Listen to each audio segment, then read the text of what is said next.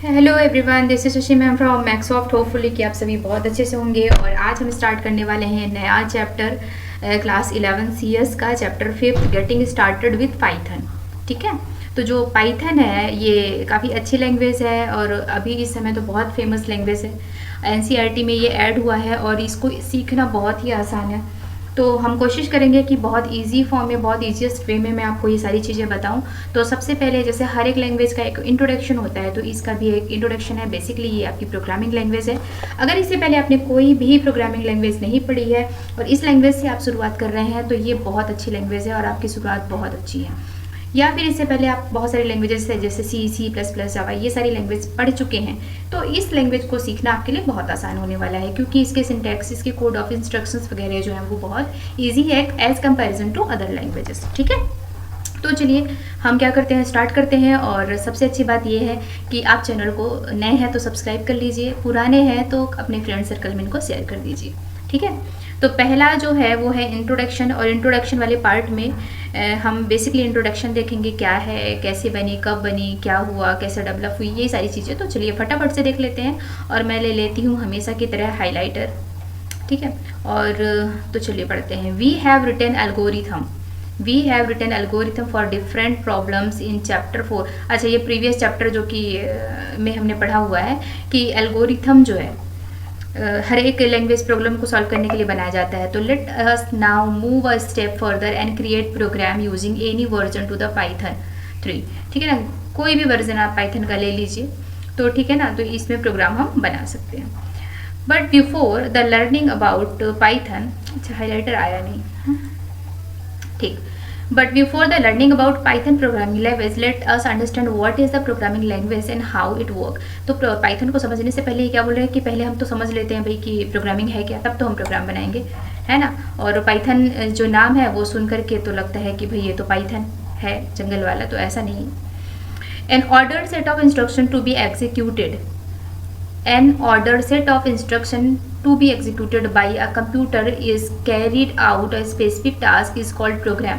तो जो प्रोग्राम की सिंपल सी डेफिनेशन यहाँ पे है वो क्या है कि अगर कोई भी प्रोग्राम है और एक ऑर्डर पे है, सेट ऑफ इंस्ट्रक्शंस का एक ऑर्डर है, एक सेट है, तो उसको अगर हम इसी हिसाब से कैरी आउट करते हैं एज पर द इंस्ट्रक्शन, तो इस तरह का स्टेप बाय स्टेप जो टास्क परफॉर्म किया जाता है उसको कहते हैं प्रोग्राम्स।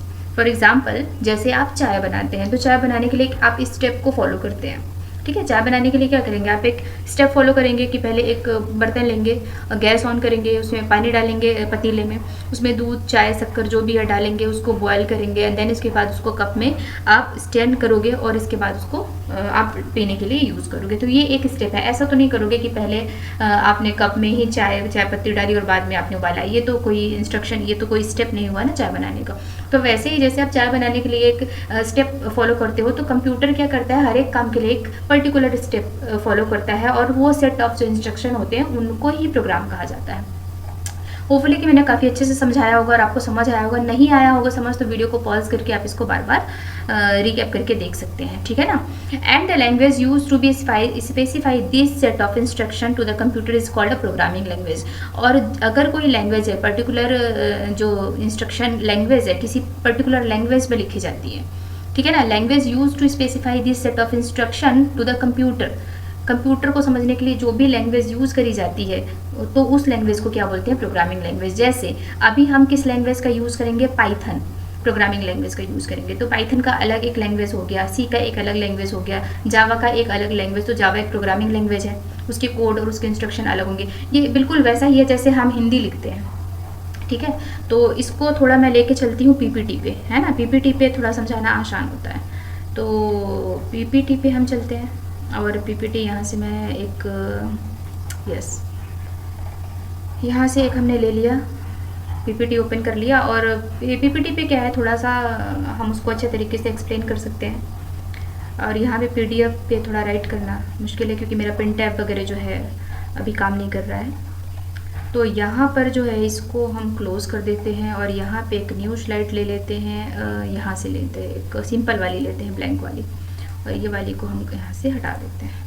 ठीक, और फिर चलते हैं अपने पीडीएफ पे और इस पीडीएफ को हम स्क्रीनशॉट ले लेते हैं। ठीक है ना, तो PDF का स्क्रीनशॉट हम कहाँ से ले लेंगे? इंट्रोडक्शन तो हमारा हो चुका, हम यहाँ से ले लेते हैं, एन ऑर्डर सेट।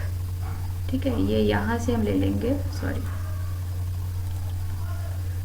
यहाँ से थोड़ा हम लेते हैं, और ये पूरा हम इसको यहाँ से यहाँ तक, कहाँ तक, यहाँ तक लेके चलते हैं। ठीक, ओके। और ये आ गए हम अपने PPT पे पेस्ट। ठीक है, थोड़ा इसको बड़ा कर लीजिए ताकि ये आपको बढ़िया से समझ आए। ठीक, अब हमने स्टार्ट कर दिया अपना PPT प्रेजेंटेशन। एक ही पेज है हमारे पास, ज़्यादा पेज तो है नहीं। ये चलिए, तो इसको हम पढ़ते हैं। यहाँ पे पेन ले लिया मैंने, पेन जो है मैंने वही red, by default red colour का आ रहा है। तो यहाँ पे क्या करेंगे हम, प्रोग्रामिंग लैंग्वेज हो गया। ठीक, जैसे मैंने बोला कि कोई भी लैंग्वेज कंप्यूटर को जो समझ आ रही, मैंने C बोला, ठीक है ना, C बोला और C++ बोला। तो ये जो लैंग्वेजेस है ना, ये लैंग्वेज, तो ये जो लैंग्वेजेस हैं ये अलग अलग इंस्ट्रक्शंस, इनके सिंटैक्स अलग हो जाते हैं। सिंटैक्स का मतलब क्या हो गया? अच्छा, अगर आप पहली बार प्रोग्रामिंग पढ़ रहे हैं तो ये सिंटैक्स और जो वर्ड मैं बोल रही हूँ वो आपके लिए काफ़ी टफ होंगे। तो सिंटैक्स का मतलब ये है कि अगर आप मान लीजिए आप लिखते हो कमल हिंदी में, तो कमल लिखने के लिए आप इस तरह से लिखोगे, तो कमल का मतलब क्या हो गया? फूल। लेकिन अगर मैंने लिख दिया इसको, ठीक है, इसको मैंने ऐसा ना लिख करके मैंने कलम लिख दिया, तो इसका मतलब क्या हो जाएगा? दोनों में तो फ़र्क है ना। कमल का मतलब होता है फूल और कलम का मतलब होता है लिखना। तो ये कमल का तो सिंटेक्स नहीं होगा ना। ठीक है, ऐसे ही मुझे लिखना है पानी, तो मैं पानी के लिए क्या लिखूँगी? पानी के लिए क्या लिखूँगी मैं? एक अलग सा मैंने लगाया, इसका एक इंस्ट्रक्शन है, मैंने लिख दिया पानी। लेकिन अगर मैं यहीं पे अगर इस वाले मात्रा को मैं नहीं लगाऊँ और मैं लिख दूँ पानी की जगह बड़ा की मात्रा लगा दूँ, तो ये तो हो जाएगा पाना। तो ये क्या इंस्ट्रक्शन कहलाएगा आपका? नहीं ना, ये तो सिंटैक्स, आपका सिंटैक्स फॉलो नहीं हो रहा है। तो इसी तरह से हमको कोई भी लैंग्वेज पढ़ने के लिए एक पर्टिकुलर सिंटैक्स को फॉलो करना होता है। ठीक है, उसी को हम कहते हैं प्रोग्रामिंग लैंग्वेज। ठीक है, आप मलयाली लिखोगे उसका अलग सिंटैक्स होगा, आप हिंदी लिखोगे, आप उड़िया लिखोगे, उनका एक अलग सिंटैक्स होगा। ठीक है, तो as we know that the computer understand the language of 0 1। पहले प्रीवियस जो मैंने चैप्टर फर्स्ट पढ़ा था ना, उस पर ही हमने बताया था कि 0 और 1 जो होता है कंप्यूटर समझता है। 0 का मतलब होता है ऑफ और 1 का मतलब क्या होता है? ऑन। क्योंकि जितनी भी मशीन है वो ऑन और ऑफ ही तो समझती है। हम फैन को ऑन करते हैं या ऑफ़ करते हैं, इसके अलावा तो कुछ नहीं करते ना। किसी भी चीज़ को, लाइट को ऑन करेंगे या ऑफ़ करेंगे, दो ही चीज़ करेंगे। तो कंप्यूटर जो होता है या फिर कोई लैंग्वेज जो हमारा कंप्यूटर होता है या मशीन लैंग्वेज को समझता है। मशीन लैंग्वेज क्या होती है? 0 1 होती है, which is called machine language. ये यहाँ पे बोला भी जा रहा है कि जिसको हम मशीन 0 1 वाली जो लैंग्वेज होती है वो मशीन लैंग्वेज होती है। या इसी को आप क्या कहोगे? Low level language. इसी को क्या कहेंगे आप? Low level. कन्फ्यूज़ नहीं होना, मशीन लैंग्वेज 0 1 या फिर लो लेवल सेम चीज़ है। However, it is difficult for human to write or comprehend instruction using 0 1। तो कितना ज़्यादा डिफिकल्ट होगा जब बहुत सारे 0 1 0 1, जैसे ये पेज आपको दिख रहा है ना, ये पूरा पेज, और पूरे पेज को आप 0 1 0 1, ये दिस लिखा हुआ है तो दिस की जगह आप टी को जब आप 0 1 में कन्वर्ट करोगे, हैं, टी का एक कोड होगा, उस कोड को आप 0 1 0 1 में कन्वर्ट करोगे। फिर एच का एक कोड होगा, उसको आप 0 1 0 1 में कन्वर्ट करोगे। आई का एक कोड हो, तो ये आप कैसे समझेंगे? तो हमारे ह्यूमन माइंड के लिए तो समझना ये बहुत टफ है। Lead to be advantage of high level programming languages like Python, है ना, C++, visual basic, PHP, Java, that are easier to manage by human. इनको पढ़ना इजी होता है ह्यूमन्स के लिए, क्योंकि ये कोड होते हैं, ह्यूमन लैंग्वेज में होते हैं, but are not directly understood by the computer. लेकिन कंप्यूटर इनको डायरेक्टली क्या है? नहीं समझता। डायरेक्टली क्या करेगा? समझेगा नहीं। इसी तरह से हम पाइथन भी पढ़ेंगे ना, तो पाइथन को भी कंप्यूटर डायरेक्टली नहीं समझेगा, उसको भी 0 1 में कन्वर्ट किया जाएगा। A program written in high level language, program जो होते हैं हाई लेवल लैंग्वेज में लिखे जाते हैं। हाई लेवल लैंग्वेज कौन सी लैंग्वेज होती है? जो ह्यूमन्स को समझ आती है, जिसको हम सोर्स कोड कहते हैं। ठीक है, हम 0 1 तो नहीं समझेंगे, लेकिन जो कोड हम लिखेंगे उसको हम समझेंगे ना, ह्यूमन लैंग्वेज में होंगे।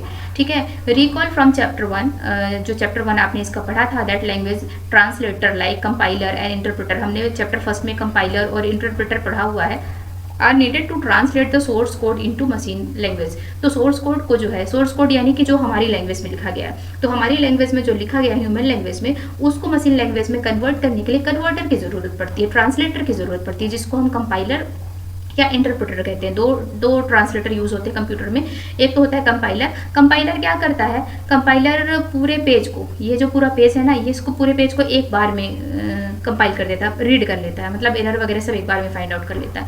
लेकिन जो इंटरप्रेटर होता है ना, वो ऐसा नहीं करता है। इंटरप्रेटर क्या करता है? ये एक पूरा पेज है तो एक लाइन को पढ़ेगा, उसमें एरर फाइंड करेगा, आपको बताएगा, फिर इसके बाद एरर फाइंड करेगा, फिर एक बार बताएगा, फिर एरर फाइंड करेगा और फिर इसके बाद बताएगा।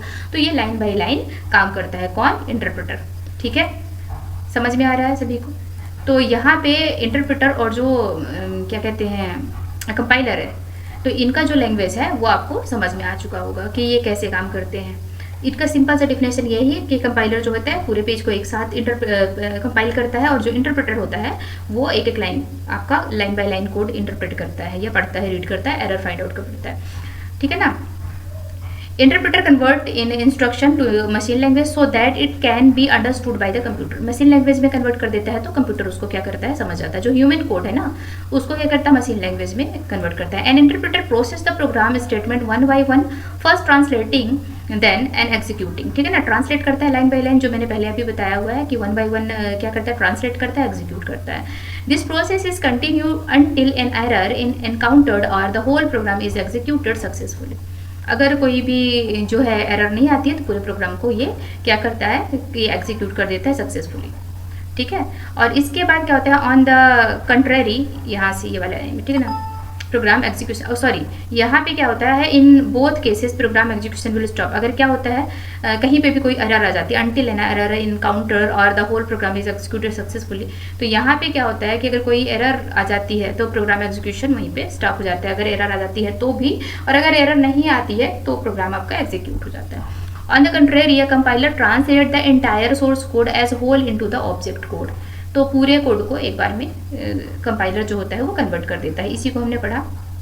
ठीक है, और यहाँ पे देख लीजिए इन दिस चैप्टर, इस चैप्टर में क्या क्या चीज़ें कवर अप होंगी। तो पहला तो आपका इंट्रोडक्शन जाएगा, फिर आपके इसमें आप पाइथन के कीवर्ड्स पढ़ोगे, आइडेंटिफायर्स पढ़ोगे, कमेंट्स पढ़ेंगे, क्या होते हैं, डेटा टाइप्स क्या होते हैं, ऑपरेटर्स क्या होते हैं, एक्सप्रेशंस क्या होते हैं, स्टेटमेंट्स क्या होते हैं, इनपुट आउटपुट डिवाइसेस क्या होती हैं, और मैनी मोर जितनी भी चीज़ें हैं। तो उनको आप क्या करेंगे? कहाँ पढ़ेंगे? इसी चैप्टर में हम पढ़ेंगे। अभी हमारे इंट्रोडक्शन वाला चैप्टर चल रहा है, सिस्टम चल रहा है, तो अभी हमने क्या किया? इंट्रोडक्शन किया। चलिए अपने पीपीटी पे वापस चलते हैं और इसको एंड शो करते हैं। ठीक है, तो पीपीटी पे जब हम वापस जाएंगे अपने, तो वहाँ पे देखते हैं कि हमारा इसका पीपीटी पे कह रही हूँ, इस पे पीडीएफ पे, सॉरी, है ना। तो यहाँ पे स्टेटमेंट थे, इनपुट आउटपुट थे, टाइप कन्वर्जन था और डिबगिंग। ये सारा कुछ हम इसी चैप्टर फर्स्ट में पढ़ेंगे। चैप्टर 5 के इंट्रोडक्शन में हम ये देखने वाले हैं। ठीक है, प्रोग्राम ये सारा कुछ हमने देख लिया। ऑब्जेक्ट कोड जो होता है, after scanning the whole program it generate error message if any. ठीक है, तो मतलब कंपाइलर में क्या होता है? पूरा आपका जो पेज है या पूरा जो आपका एक जो कोड है वो पूरा एक बार में रीड किया जाएगा, फिर उसके बाद उसमें जो भी प्रॉब्लम्स है, एरर है, जो भी है वो बाद में डिस्प्ले होंगे। जबकि जो जो इंटरप्रेटर होता है उसका लाइन बाय लाइन एग्जीक्यूशन होता है, तो हर एक लाइन में जो भी एरर या जो कुछ भी आ रहा है तो वो तुरंत वो डिस्प्ले कर देगा। ठीक है, यहाँ तक सभी को समझ में आया? तो फीचर ऑफ पाइथन क्या है ये हम नेक्स्ट वीडियो में कवर करेंगे, और पाइथन में वर्क कैसे करते हैं ये भी हम नेक्स्ट वीडियो में कवर अप करेंगे, क्योंकि हमारी इंट्रोडक्शन वीडियो थी और बहुत बड़ी वीडियो हम नहीं बनाएंगे। होपफुली वीडियो अच्छी लगी होगी। वीडियो अच्छी लगी तो वीडियो को लाइक करें, शेयर करें, सब्सक्राइब करें, और ढेर सारा अपने दोस्तों में सब्सक्राइब करें। Thank you so much.